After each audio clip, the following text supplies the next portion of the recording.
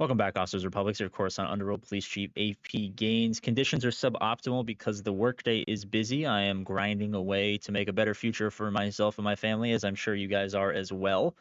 So thank you for being respectful of that. So really quickly, I don't want to talk about hoarding because everyone and their moms talk about hoarding. What I do want to talk about is a shift that I've made today. Officially, it's been an unofficial shift recently, and I'm sure you guys have been making this shift or preparing, and so is everyone else. But I just want to update you guys on its official happenings, the happenstancings of okay, I'm gonna cut the bullshit.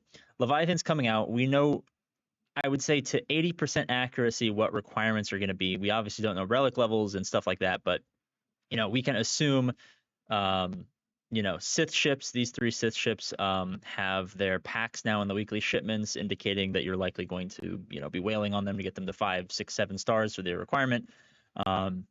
Ferry class interceptors, that's 4, and then 2 more marquee ships. So really quickly, I know a lot of people are talking about hoarding, not Wookiee shards, but hoarding this for double drops.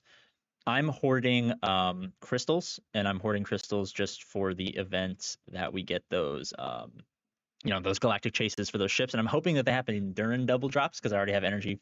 But if not, I should get my GAC payout for the GACs that I actually remember to participate in here any second now. So this should go up to 9,000 or something like that. I would recommend that we hold at least 5,000 in crystals because that's about how much it took last time to get that marquee ship or that chase ship. So I would aim for 10K, but obviously depending on GAC winnings and if you guys have been spending your currencies and stuff like that, it's going to be kind of hard to get to that point. So try to shoot for 5,000 for the first drop. Obviously, some people, not you and not me, spend money, so it'll be a lot easier for those people to get those crystals. But I've been hoarding for quite a while in anticipation of the first marquee. Hopefully, it comes on the 4th to the 8th. But if not, I'm gonna hoard my crystals and kind of be prepared for that. So back to what I was talking about. Obviously, the Sith ships, the Sith ships, say that 3 times fast. I'm gonna unlock the Ebon Hawk just to have it in case. I'm not super convicted on whether or not it'll be required. I say best case scenario or most likely scenario in my mind is it's required, at the normal 4, 5, 6, 7 star progression BS. But like Karth is required at R7 or something stupid. So I'm kind of leaving the door open. I'm giving myself as many options as possible as far as that. But the characters, I am officially shutting down the Ray farm. I know everyone's going to be mad at me. A bet's a bet. You have to do your Ray farm. But I think the people who are hounding me to be a man of my word and go ahead with the terrible farm will be accepting of the fact that Leviathan is a little bit more important than memes. So I might push Resistance Hero Finn to 7 stars just because I think I have like 1 remaining character for a normal Resistance team or something, and it's required for Conquest. But realistically, I'm going to be hitting Sith Assassin, Sith Marauder, Darth Maul, Sith Empire Trooper here pretty quickly. I did a little bit of an impromptu polling, and people said I should start with Sith Assassin.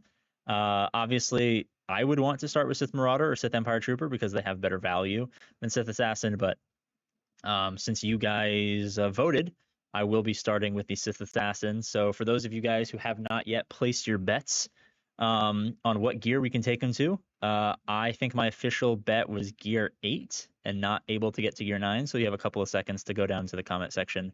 Let me know what gear you think we're going to stop at. Let's go. Boom. Gear 1. Oh, gear 2. Gear 3. Oh, gear 4. Gear 5. Oh, yeah. Gear 6. Oh, yeah. Gear 7. All right. So this should be the last one. Gear 8. Oh, we can go to 9. Oh, my goodness. We can go to 10. Oh, shit. We can go to 11. No way. No chance that I had this much gear sitting around.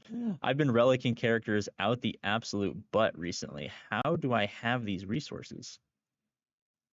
Wait, what? I'm so confused. Oh, okay. So one of the pieces there was required. All right. So I guess for those of you guys who said gear 11 couldn't quite make it to gear 12, you're correct. But those of you who said gear 12, you were wrong by just a tiny hair. These are actually pretty cheap. I mean, maybe for 400 crystals, I mean, that's kind of a trigger pull there. So I will accept winners for anyone who said gear 11 or gear 12. I will not accept gear 13 because we obviously cannot get that far. So the first steps in the advancement of the Leviathan grind are commencing. And for those of you guys who are following along, I would say for, these four characters, Maul, Assassin, Trooper, and Marauder, since they are directly related to ships, and then Sith Empire Trooper is likely related to a ship, one of the two ships that's coming, I would say it's safe to gear 12. I would obviously, tons of people have Sith Empire Trooper, highly relic for C. Same with Marauder. He's not a requirement. Marauder is, but he's just a great tank. Maul, I would kind of maybe park at 12. Same with Assassin. I'm going to park at 12, grind up the gear so that I can take them to 13, grind a lot of the relic materials from Conquest once double drops hit and stuff like that. Thank you for trying to sell me stuff over and over again. So I'm going to be building up the relic stuff. But I'm not going to actually pull the trigger on that gear 13 until it is officially confirmed, because everyone remembers the great fiasco of JML where everyone and their mom was saying that Farm Boy Luke was going to be a requirement at R7, and people started relicking Farm Boy Luke out the absolute wazoo in preparation for JML. So I'm going to kind of avoid that situation and just say, a gear 12 is safe. It's safe. And I mean, worst case scenario, like, it's going to be a pilot in the Sith fleet, I would imagine. It has the word Sith in it. It is currently the only thing that has the word Sith in it, I believe. Maybe there's one other. TIE Advanced Shuttle Fury Class Interceptor. This is the only thing with the word Sith in it. So I would assume that it's a safe bet. It's going to be part of the fleet. So I'm going to comfortably park it at gear 12 and await further instruction. But I will build up all of those requirements to make sure that I can relic him or her when the time is right, because I'm aiming for month 2. I think for mid, well, I guess I'm technically end game because I'm 6 million, but for early end game players like myself at 6 million, a little over 6 million, without the capacity to get a good enough crate in Conquest,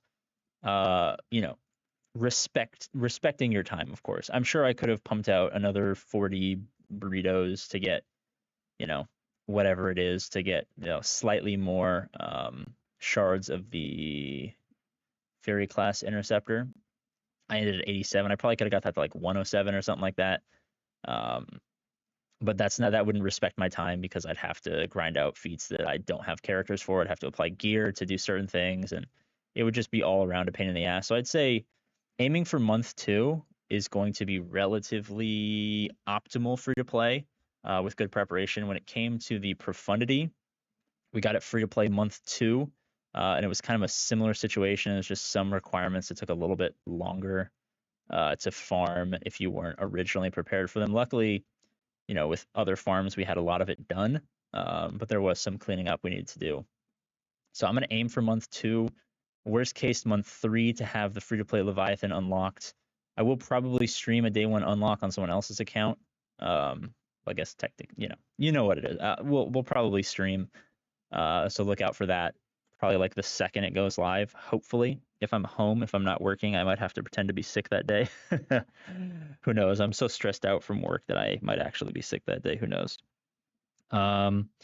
But yeah, thank you guys for watching. Shout out to the 4% of you guys who are statistically still here after 8 minutes. I love you guys. Really quickly, a lot of people were asking for updates since a lot of stuff changed work-wise with all of the crazy stuff that happened. I will be putting out a Patreon video talking about all that stuff for those of you guys who want to get caught up.